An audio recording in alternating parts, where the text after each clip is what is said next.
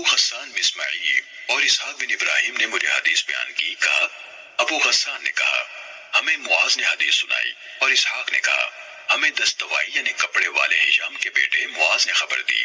انہوں یعنی معاذ نے کہا مجھے میرے والد نے عامر احول سے حدیث سنائی، انہوں نے حضرت ابو محذورہ رضی اللہ عنہ سے روایت کی کہ اللہ کے نبی صلی اللہ علیہ وسلم نے انہیں یہ اذان سکھائی، اللہ اکبر اشہد ان لا الہ الا اللہ اشہد ان لا الہ الا اللہ اشہد ان محمد رسول اللہ اشہد ان محمد رسول اللہ۔ پھر دوبارہ کہا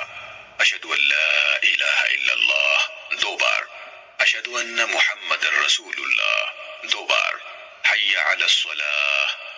اور حی علی الفلاح 2 بار۔ اسحاق نے یہ اضافہ کیا اللہ